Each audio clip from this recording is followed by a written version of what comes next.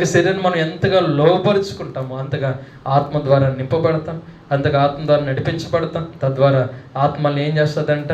నిలబెడుతుంది. తద్వారా నీవు నేను విజయాన్ని పొందుకుంటాం. ఇది మొదటి భాగంలో మనం చూస్తాం.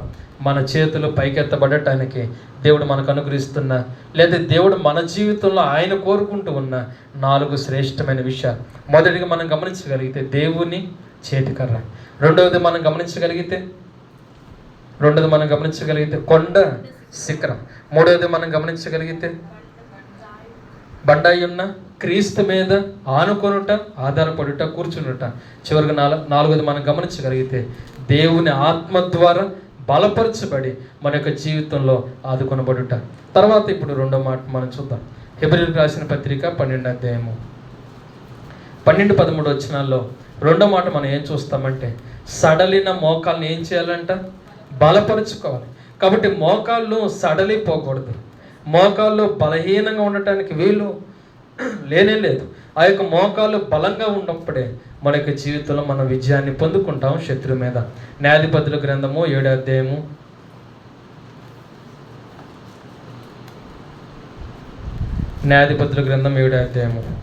6వ వచనాన్ని మనం చూద్దాం.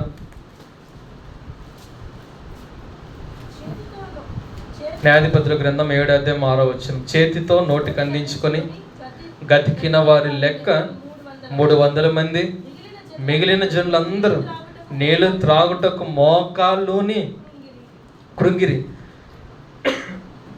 కాబట్టి ఇక్కడ మనం గమనించగలిగితే ఇక్కడ ఇశ్రాయేలును మనం చూస్తాం. అయితే ఇక్కడ ఇశ్రాయేలీయులకి ఎవరితో యుద్ధం జరుగుతుంది?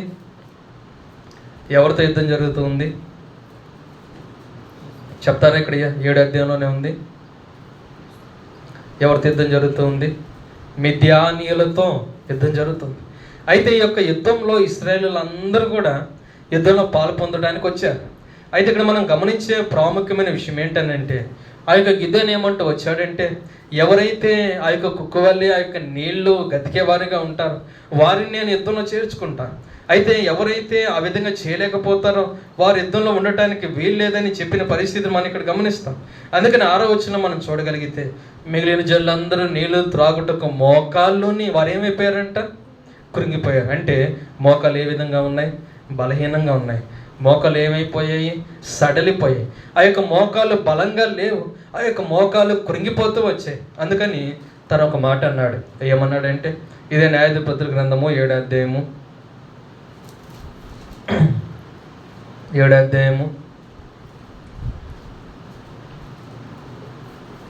7వ వచనాన్ని మనం చూద్దాం. అప్పుడు యెహోవా గతికిన 300 మనుషుల ద్వారా మిమ్మల్ని రక్షించేదను, మిద్యానీయులను నీ చేతికి అప్పగించేదను, జనులందరూ తమ తమ చోట్లకు వెళ్ళవచ్చునని గిద్యోనుతో సెలవిచ్చాను. కాబట్టి ఇక్కడ ఒక విచారకమైన పరిస్థితి మనం ఇక్కడ చూస్తాం. వారందరూ కూడా యుద్ధం చేయడానికి ఇశ్రాయేలు అందరూ వచ్చారు. ఆ యొక్క మిద్యానీయులతో పోరాడాలి అని చెప్పి వారు ఉన్నారు. కానీ ఇక్కడ జరిగిన పరిస్థితి ఏంటనంటే, ఎవరైతే ఆ విధంగా నీళ్లు త్రాగలేకపోతూ వచ్చారో, ఎవరి మోకాలు అయితే సడలిపోతూ వచ్చాయో, ఎవరి మోకాలు అయితే బలహీనంగా ఉన్నాయో, ఎవరి మోకాలు అయితే నీళ్లు త్రాగడానికి ప్రయత్నం చేసి కృంగిపోతూ వచ్చారు, వారందరూ గురించి ఏమంటున్నాడు అంటే, మీరు ఇంక యుద్ధం చేయవలసిన పని లేనే లేదు, మీరు యుద్ధం చేయవలసిన అర్హత మీకు లేనే లేదు. మీరేం చేయాలంటే మీ చోట్లకు వెళ్ళిపోండి, మీ ప్రదేశాలకు వెళ్ళిపోండి. మీరు ఎక్కడి నుంచి వచ్చారో, ఏ గుడారం నుంచి వచ్చారో ఆ యొక్క గుడారాలకు వెళ్ళిపోండి అని చెప్పి గిద్యోను మాట్లాడుతూ వచ్చాడు. కారణం ఏంటనంటే, వారు యుద్ధము చేయడానికి అర్హత లేని వారుగా ఉన్నారు. దానికి గల కారణము వారి యొక్క మోకాలు ఏమైపోయాయంట? కృంగిపోతూ వచ్చాయి. అందుకనే ఇప్పుడు మనం చూడబోయే ప్రాముఖ్యమైన పదం ఏంటనంటే, ప్రాముఖ్యమైన వచనం ఏంటంటే, కీర్తన గ్రంథం 78వ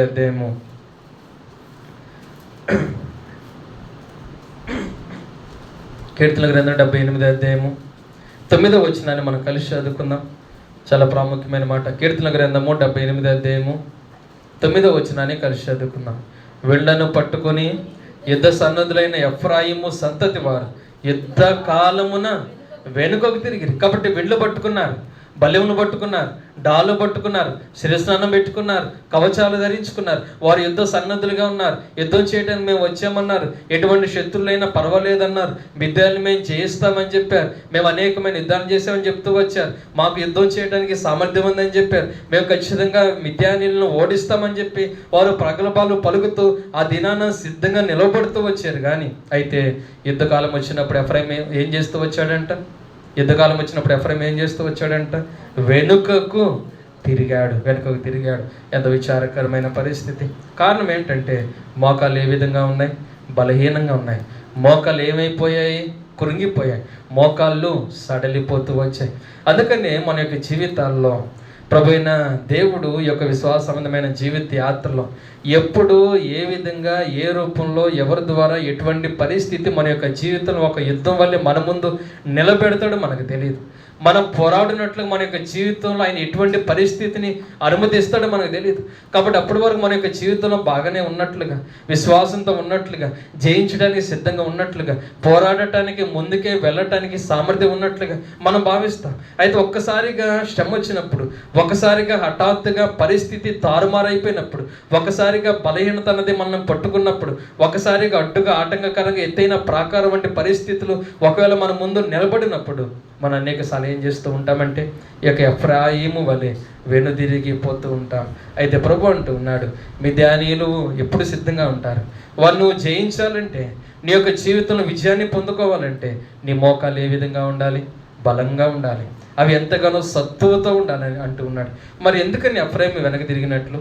తను యుద్ధ సన్నద్ధుడిగా ఉన్నాడు కదా, అన్నీ ధరించుకుని ఉన్నాడు కదా, తను సిద్ధంగా ఉన్నానని చెప్పుకున్నాడు కదా, మరి ఎందుకని వెనుకకు తిరిగాడు? హోషేయ గ్రంథం 7వ అధ్యాయము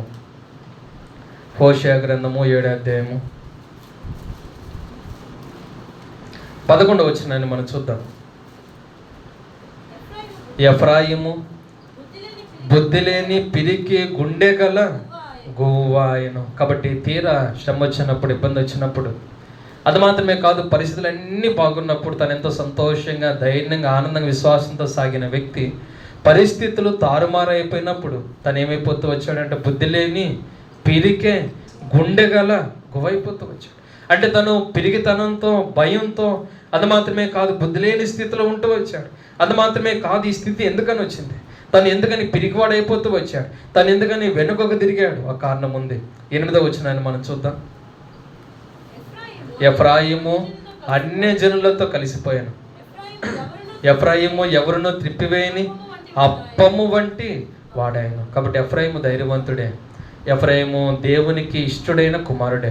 ఎఫ్రాయిము దేవునికి ముద్దు బిడ్డ. ఎఫ్రాయిము దేవునికి జ్యేష్ఠ కుమారుడే. ఎఫ్రాయిము యుద్ధ సన్నద్ధుడిగా, యుద్ధానికి సిద్ధంగా ఉన్నవాడు. కానీ ఎందుకని పిరిగితనం వచ్చింది? ఎందుకని వెనుదిరిగాడు? ఎందుకని మోకాలు కృంగిపోయాయి? ఎందుకని మిద్యాను చూసి భయపడుతూ వచ్చాడు? ఒక కారణం ఉంది. ఆ కారణం ఏంటంటే ఎఫ్రాయిము అన్యజనులతో ఏం చేశాడంట?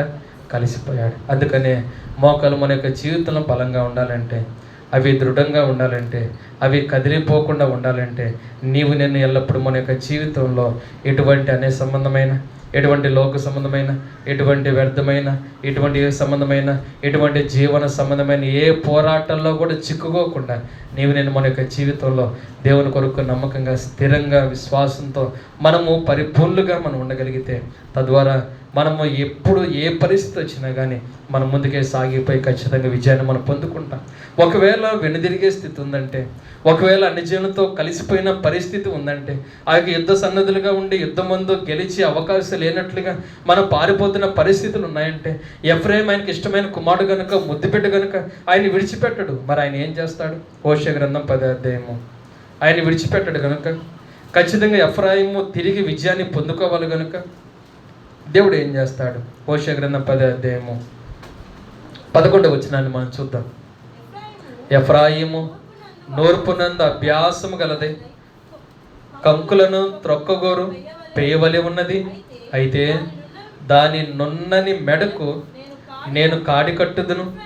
ఎఫ్రాయిము చేత దున్నించుటకు నేనొక్కని నియమింతును. చాలు. కాబట్టి ఎఫ్రాయిము మెడ నున్నగా ఉంది. కానీ దేవుడు ఏ నిర్ణయం తీసుకున్నాడో తెలుసా? ఏ నిర్ణయం తీసుకున్నాడు? దేవుడు ఏ నిర్ణయం తీసుకున్నాడు? తన అన్యజనులతో కలిసిపోయాడని, యుద్ధ సన్నద్ధుడిగా ఉండి నేను విశ్వాస సంబంధమైన యాత్రలు నేను పోరాడి విజయాన్ని పొందుకుంటానని తను చెప్పి అందరి ముందు సాక్ష్యం ఇచ్చి ఇప్పుడు వెనకడుగు వేసి వెనుదిరిగి పారిపోతూ ఉన్నాడు. కాబట్టి తిరిగి ఎఫ్రాయిమును బలపరచడానికి, నిలబెట్టడానికి, మిద్యాన్ని జయించడానికి, మోకాళ్ళను తను స్థిరపరచడానికి, సత్తుతో నింపడానికి దేవుడు ఒక పని చేయవలసి వచ్చింది.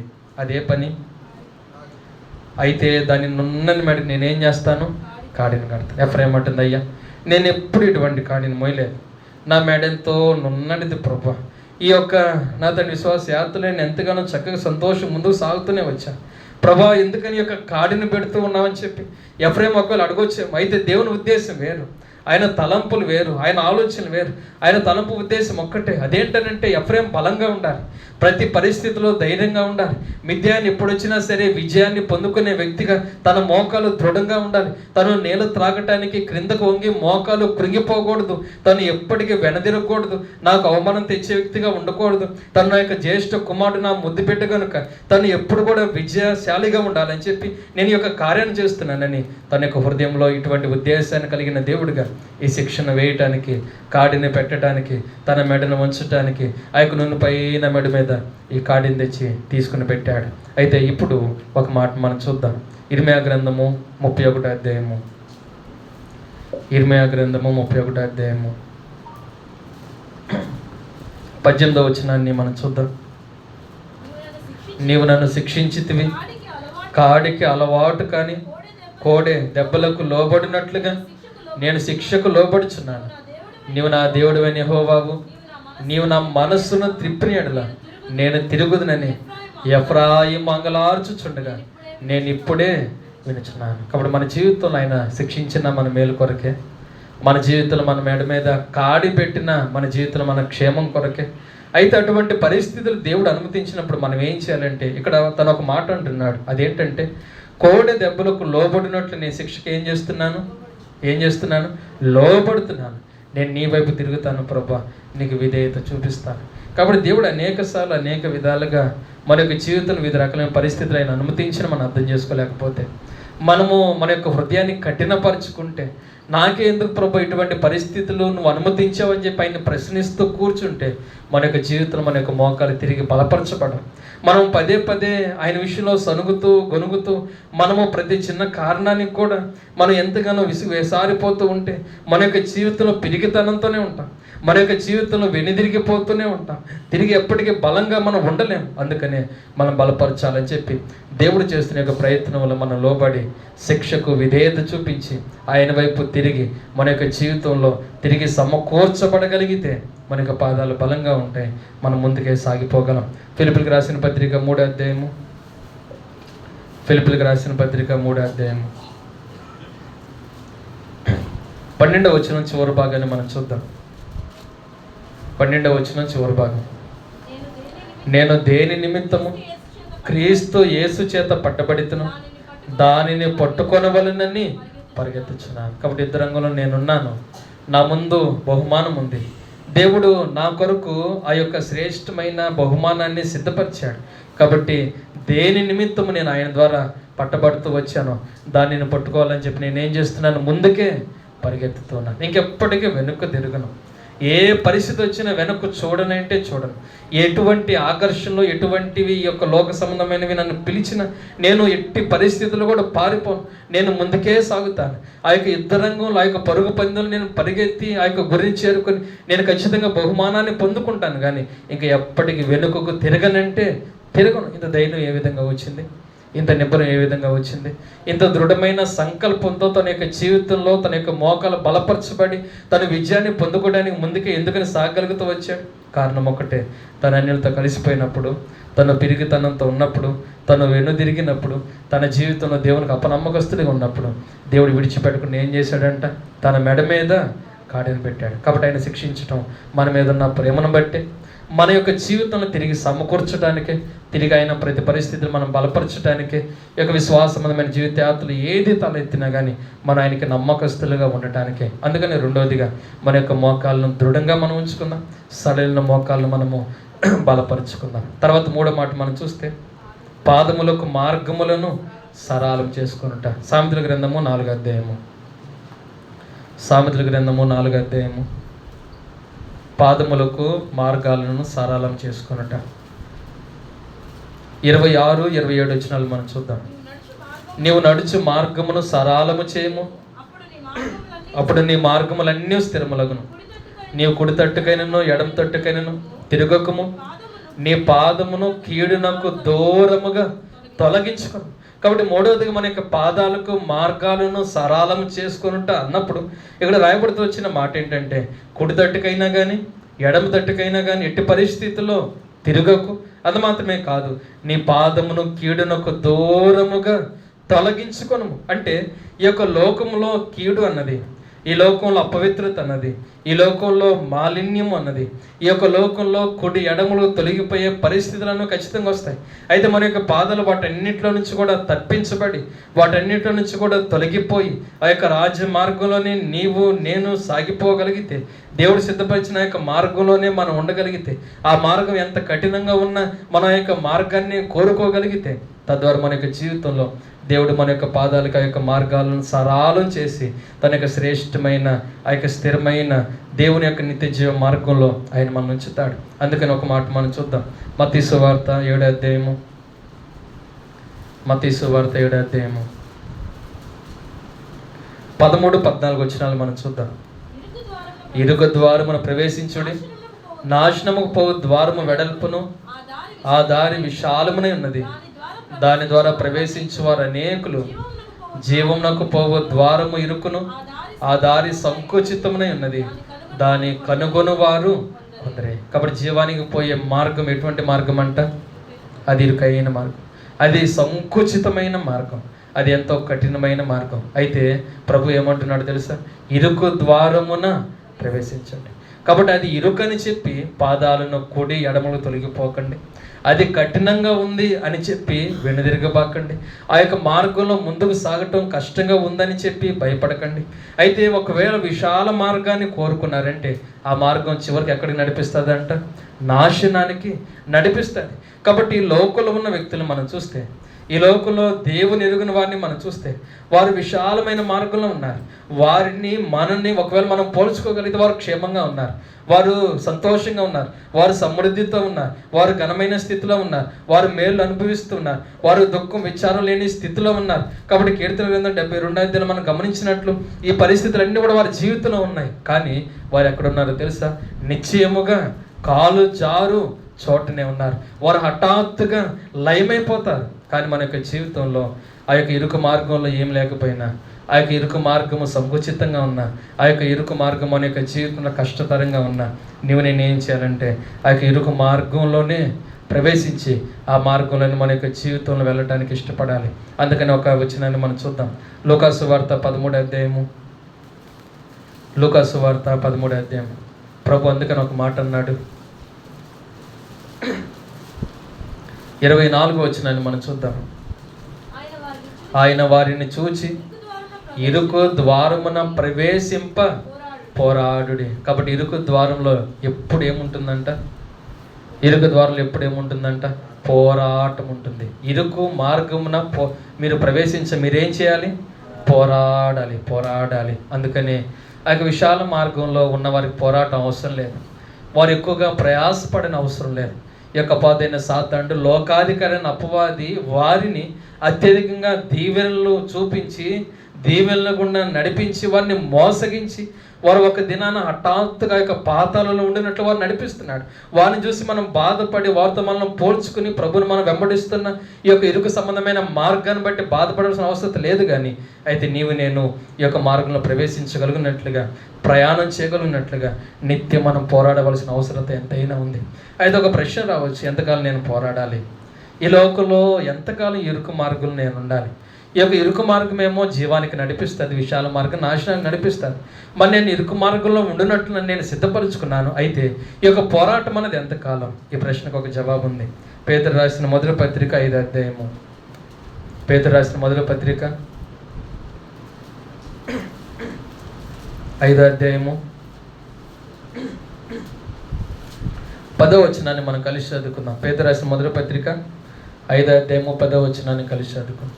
తన నిత్య మహిమకు క్రీస్తునందు మిమ్మల్ని పిలిచిన సర్వకృపానిధియగు దేవుడు కొంచెము కాలము మీరు శ్రమ పడిన పిమ్మట తాను మిమ్మల్ని పూర్ణుగా చేసి స్థిరపరచి బలపరచను. ఎంతకాలం అంట?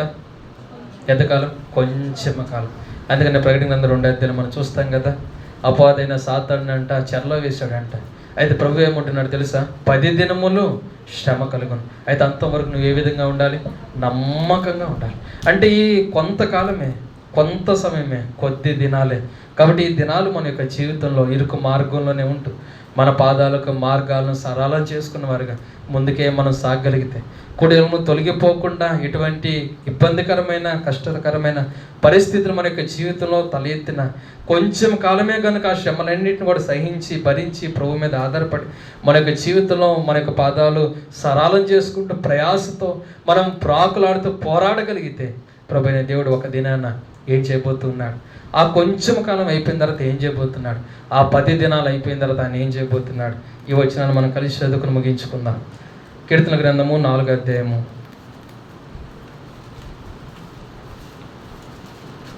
కీర్తన గ్రంథము 4వ అధ్యాయము మొదటి వచనాన్ని మనం కలిసి చదువుకుని మనము ముగించుకుందాం. కీర్తన గ్రంథము 4వ అధ్యాయము మొదటి వచనాన్ని కలిసి చదువుకుని ముగించుకుందాం. నా నీతికి ఆధారమగు దేవా, నేను మొరపెట్టినప్పుడు నాకు ఉత్తరమేము. ఇరుకులో నాకు విశాలత కలుగు చేసిన వాడువు నీవే. నన్ను కరుణించి నా ప్రార్థన అంగీకరించము. ప్రార్థనతో, విజ్ఞాపనతో, కన్నీటితో, యాచనతో ఆ యొక్క ఇరుకు మార్గంలో ప్రభు మీద ఆధారపడి ఆయన పాదాలు గట్టిగా పట్టుకుని, ప్రభా నా స్థితిని చూడు, నా జీవితాన్ని చూడు, కొంచెము కాలం అని చెప్పే కనుక ఈ శ్రమకు నేను వెళుతూ ప్రభా నేను ఎంతగానో పోరాడుతున్నా. ఈ యొక్క లోక సంబంధమైన పరిస్థితుల్లో నేను ఈ యొక్క ఇరుకు మార్గాన్ని విడిచిపెట్టడానికి ఇష్టపడటం లేదు. ఈ యొక్క ఇరుకు మార్గంలో నన్ను బలపరిచి నాకు సహాయం చేయ ప్రభు అని ఆయన గట్టిగా పట్టుకుని కన్నీటితో ప్రతిలాడుతూ పెనుగులాడి మన యొక్క జీవితంలో యాకోబు వలె విజయాన్ని పొందుకోగలిగినట్లుగా మనం యొక్క పోరాటంలో విజయాన్ని పొందుకోగలిగితే తను ఒక మాట అన్నాడు. అదేంటంటే ఆయన నాకేం చేశాడంటే ఈ యొక్క ఇరుకులో విశాలత కలుగజేశాడు. ఆ యొక్క విశాలమైన మార్గము సంతోషకరమైన దివ్య నగరమే. ఆ యొక్క విశాలమైన మార్గము ఆయనతో కూడా నివసించే మనోహరమైన స్థలమే. ఆ యొక్క విశాలమైన మార్గంలో ఏ ఎండ దెబ్బ అయినా వడగాలైనా ఉండదు, ఏ ఆకలి దప్పులు మన యొక్క జీవితంలో ఉండవు.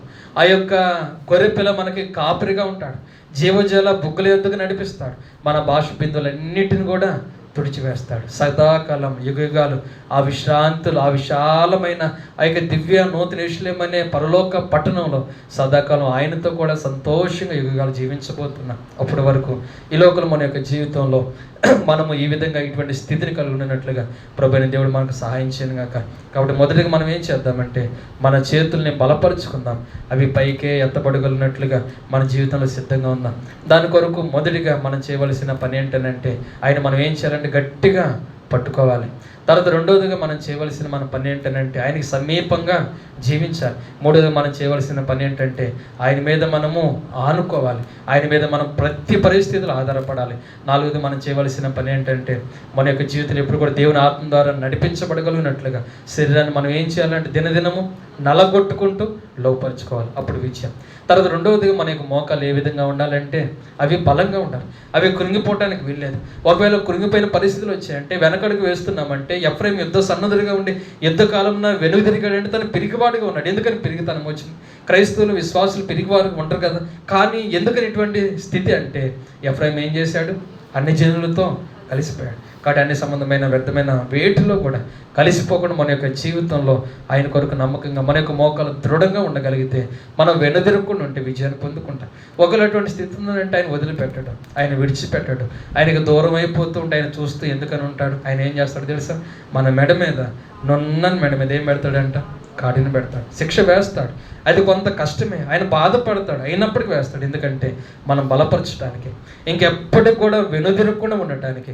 అందుకని మనం ఇంత చూస్తూ వచ్చాం ఫిలిప్పీయులకు రాసిన పత్రిక 3:12 ఆయన నన్ను ఎందు నిమిత్తమైతే పట్టుకున్నాడో దాన్ని నేను పట్టుకోవాలని చెప్పి నేను ఏం చేస్తున్నాను? ముందుకే నేను పరిగెత్తుతున్నాను. అంటే ఇంకెప్పటికి వెనుదిరగకుండా ఉండే స్థితిని దేవుడు మనకి ఇవ్వబోతున్నాడు, మన మోకాలను బలపరిచి. చివరికి మూడోది మనం చూస్తూ వచ్చాం, మన పాదాలకి మార్గాలను సరళం చేసుకుంటాం. ఆ మార్గము అంత సులభమైనది కాదు, ఆ మార్గంలో ప్రయాణము అంత తేలిగ్గా, ఈ లోకంలో ఉన్నటువంటి మార్గం అది కానే కాదు. విశ్వాస మార్గం కష్టతరమైనది, విశ్వాస మార్గం అనేది కఠినమైనది, అది ఇరుకు మార్గం. ఆ యొక్క మార్గంలో మనం ఉండాలని ఆయన కోరుకుంటున్నాడు. ఎందుకంటే ఇరుకు మార్గంలో ఎవరైతే ప్రయాణం చేస్తారో వారు ఎక్కడ ఉంటారంట? జీవంలో ఉంటారు. విశాల మార్గం బాగానే ఉంటుంది, సంతోషంగా ఉంటుంది, అన్ని సౌకర్యాలతో నెమ్మదిగానే ఉంటుంది. కానీ చివరికి ఎక్కడ నడిపిస్తుందంట? నాశనానికి నడిపిస్తుంది. కాబట్టి ఆ యొక్క ఇరుకు మార్గంలో మనం ఏం చేయాలంటే, లూకాసు వార్త 13:24 ప్రకారం మనం ఏం చేయాలంట? పోరాడాలి. పోరాటం అన్నది కొంతకాలమే, పోరాటం అన్నది 10 దినాలే. తర్వాత ఏం చేస్తాడంటే దేవుడు ఇరుకులో నుండి విశాలతలోకి నడిపిస్తాడు. అప్పటి వరకు ప్రభువైన దేవుడు మనకు సాయం చేసి మనం బలపరిచి మనం నడిపించను గాక. దయచేసి మోకరించండి.